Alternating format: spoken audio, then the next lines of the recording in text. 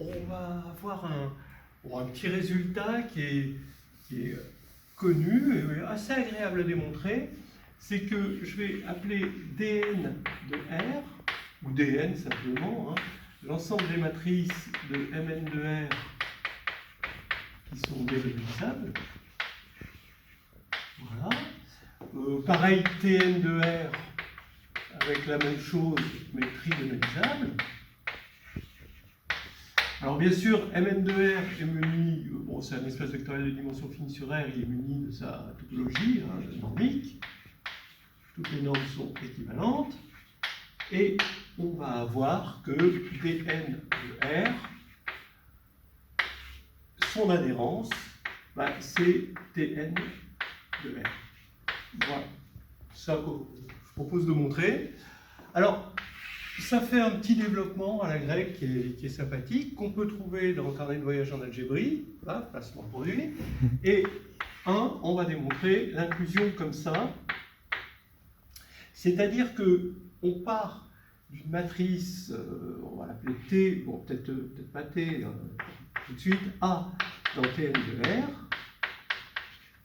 Il faut trouver une suite de dn de R qui tend vers A. Bon. Alors ça, on commence, puisque c'est trigonalisable, autant tout de suite la trigonaliser. Et maintenant, par continuité de la conjugaison, hein, donc M donne Pm P-1, ça c'est continu, c'est linéaire, hein, donc c'est continu. Il suffit de trouver une suite de matrices diagonalisables qui tendent vers T. Et pour ça, c'est assez simple, parce que T, il va y avoir les valeurs propres ici, et puis un triangle. Bon, on peut dire ici 0 plus une matrice triangulaire strictement supérieure. Hein. On l'écrit avec des zéros comme ça. On peut appeler n comme ça. Je ne sais pas si ça servira. Si j'arrive à distinguer, parce que ici, si les valeurs propres sont distinctes, alors le trigonalisable devient diagonalisable, puisque les valeurs propres, globalement, ici, T sera diagonalisable. Ça, on le sait. Donc A est diagonalisable, il n'y a rien à faire pour la suite. On prend la suite constante. Maintenant, le problème, c'est d'avoir des lambda I qui sont égaux ici. Alors en fait, bon, je ne vais pas le faire tout à fait comme dans CVA, je vais expliquer après peut-être comment c'est fait dans CVA, mais peut-être une façon assez amusante et instructive de faire les choses, c'est de montrer que dans Rn, parce que là, on va considérer cette diagonale comme un élément de R puissance n, puisque c'est diagonalisable sur R, hein, les lambda I sont réels, on va avoir une partie qu'on va appeler, je ne sais pas moi, delta. Delta, c'est les lambda I, les n uplés de lambda I avec lambda I différent de lambda J, quel que soit I différent de J. Et il suffit de montrer que delta bar est dense dans Rn.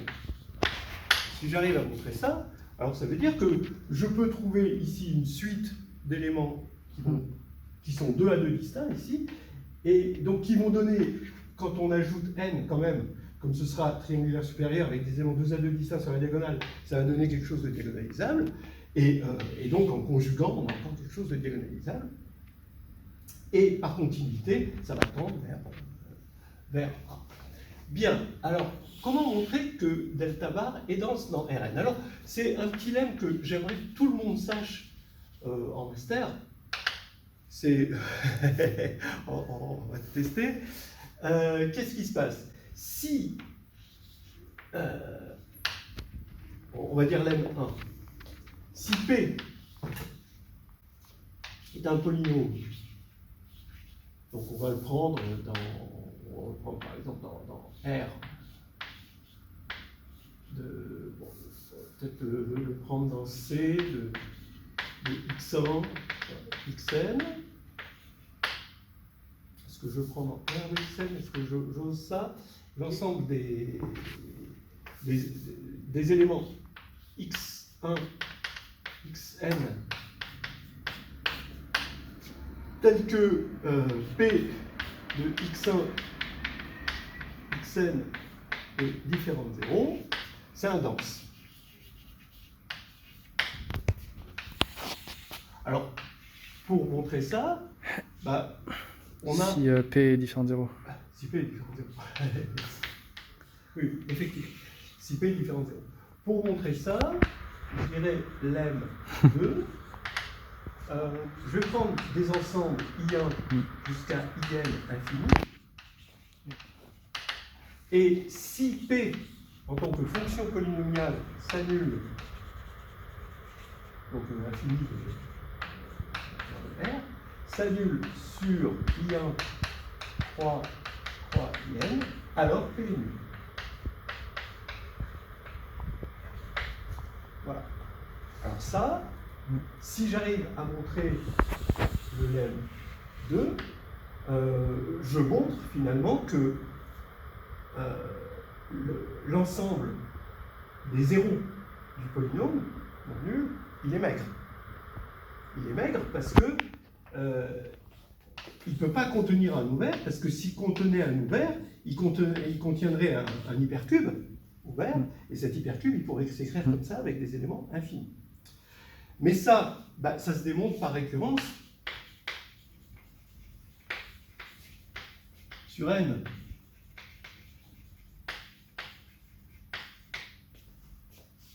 Pour n égale 1, bah, c'est juste le fait qu'un polynôme qui a une infinité de racines, bah, il est forcément nul.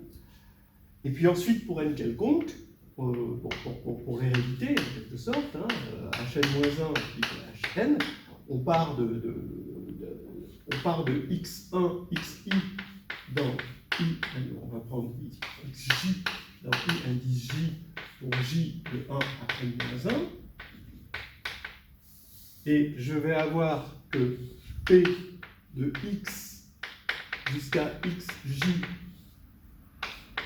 jusqu'à xn-1 de xn, bah, ça va être égal 0 pour une infinité. Donc ça veut dire, en reprenant h1, ça veut dire que ce polynôme en la nème variable est nul. Donc les coefficients sont nuls, et là on applique notre récurrence. Donc ici, ça c'est un lemme, j'aimerais bien que les gens le connaissent. Bon, on ne sait pas grand-chose en M1 et M2, en général, sur les polynômes à plusieurs variables, et ça c'est quand même quelque chose, c'est un peu le premier pas vers la géométrie algébrique sur le fait qu'un fermé est maigre, en quelque sorte. Bien, en algèbre.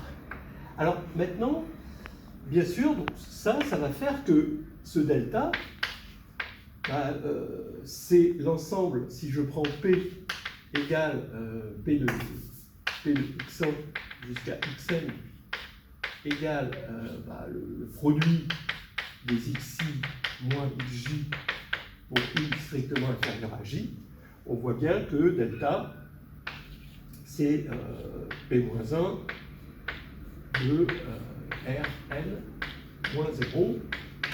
Donc ici, ça va être un ouvert dense.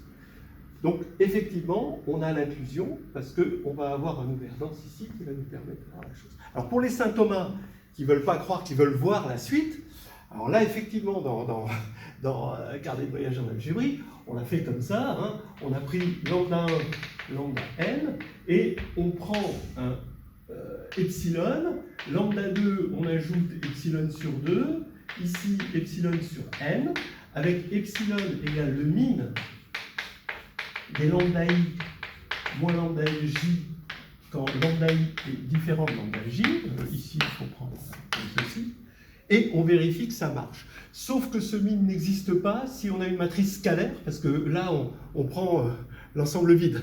Et on n'a pas le droit de prendre le min sur l'ensemble vide, donc il faut faire un petit cas, c'est un peu pénible. Mais au moins, on va avoir ici notre matrice, on va dire P epsilon, ici, qui va être diagonalisable parce qu'on aura réussi à séparer, en quelque sorte, toutes les valeurs propres. Et bon, en gros, ce qui est derrière ça, c'est que on a une densité, finalement, même des matrices diagonalisables à valeurs propres distinctes. Voilà. C'est intéressant parce que sur C, ce serait terminé. Maintenant, on est sur R. Parce que sur C, ce serait Mn de C. Donc l'inclusion inverse, elle n'aurait pas lieu d'être. Mais sur R, là, ça devient sympathique. Alors, on va démontrer de l'inclusion comme ceci.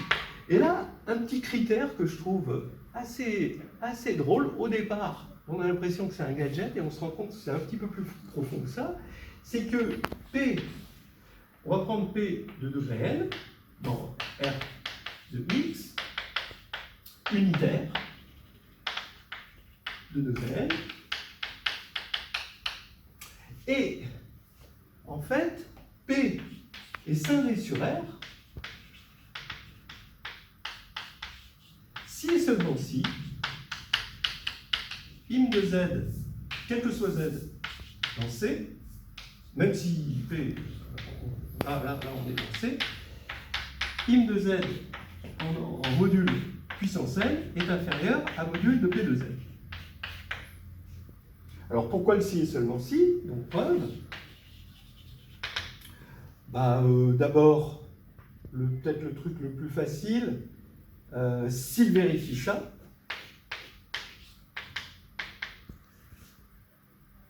on prend P sur C possède une racine, il faut montrer qu'elle est réelle. Toutes les racines complexes sont réelles. Bon, ben oui, puisque P de Z est égal à 0, im de Z est égal à 0 parce que ça c'est positif, encadrement, donc ça va faire que Z est réel, et donc P scindé, ok? Parce que im de Z est égal à 0. Et dans l'autre sens, si P est scindé sur R, ça veut dire que P, comme il est unitaire, il est égal au produit de X moins des XI, avec les XI bien sûr réels, parce que c'est scindé sur R. Et donc quand on va faire P de Z, le module de P de Z, ça va être le module de, je vais appeler ZX plus Y, je vais réunir les, bon là je devrais l'appeler J, je n'avais pas prévu, et ici on a X, Y, et d'après Pythagore, ça va être supérieur ou égal à Y, ici, puissance n. Donc ça, c'est vrai. Voilà. Donc, mais quel est l'intérêt ici? C'est qu'on voit à peu de frais, en fait, que le fait d'être scindé sur R est une condition fermée. Parce que si je prends une suite de polynômes unitaires comme ça, qui tend vers P, le fait d'avoir ça supérieur, quel que soit Z, on va avoir ça. Donc si Pn, suite de polynômes unitaires de degré n, avec Pm scindé sur R, et limite, donc ça c'est toujours les hypothèses, Pm égale un polynôme P, qui va être encore unitaire de degré n évidemment, alors Pm P est scindé sur R. Ça permet d'éviter, en quelque sorte, un autre argument qui serait un peu plus délicat, qui est la continuité du spectre, ou la continuité des racines.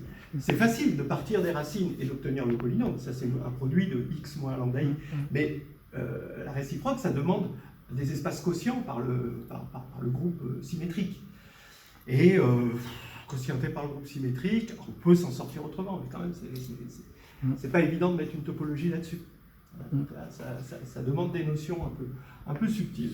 Donc, avec ça, c'est un raccourci qu'on peut carrément comprendre très tôt en licence. C'est assez chouette. Voilà. Alors maintenant, donc, qu'est-ce qu'on veut montrer? On a une suite, on a AM qui est une suite qui tend de Dn qui tend vers A, et on veut... C'est Tn peut-être. Comment? Tn, tu veux montrer que non, c'est fermé, non? Non, c'est Dn, parce ouais, qu'on veut montrer que Dn bar est ah oui, inclus oui. dans Tn. Ah ouais, non, je croyais que tu montrais Non, Tn c'est fermé. l'inclusion, Si tu montres Tn fermé, c'est bon. Oui, oui. Oui, non, mais je croyais que tu allais montrer que Tn fermé. Désolé pour... Ouais, bon, non, désolé. non, c'est bon, c'est bon, c'est bon. Oui, oui, mais t'as raison, on aurait pu montrer que Tn est fermé. Eh ben, ouais, moi aussi. Ouais. Désolé. Je sais pas pourquoi. J'étais... Alors, ok. Donc, on veut montrer que A appartient à Tn. Ben oui, mais on voit bien que ici, on a une suite de polynômes ici qui a m. C'est un polynôme ici Pm qui va être de degré n et qui est unitaire depuis peu, hein, parce que de mon temps, les polynômes caractéristiques, ils n'étaient pas tout à fait unitaires, il y avait un moins 1 puissance. Et une législation qui s'est faite à haut niveau, qui a tout réglé. Voilà. Et donc maintenant, là, on a la continuité de A donne qui A, parce que les coefficients de qui A sont polynomiaux en A. Hein, pour mémoire, vous avez la trace comme coefficient, vous avez 1, parce que c'est unitaire, vous avez le déterminant, tout ça à signe près, et vous avez en gros, vous avez des espèces de traces, des sommes de mineurs diagonaux, qui ont une taille donnée, n-k, si on veut, le terme en x puissance k. Bon, c'est l'histoire de savoir exactement dans les détails quel polynôme ça correspond, mais bref, ça c'est continu. Alors c'est continu si on part de mn de R, et qu'on va dans l'anneau des polynômes. Je prends de degré inférieur ou égal à n, comme ça j'ai une topologie qui ne dépend pas de la norme. Voilà. Voilà. Et donc ça va faire que qui A va être une suite de polynômes scindés sur R. Donc c'est scindé sur R. Et donc A est trigonométrique.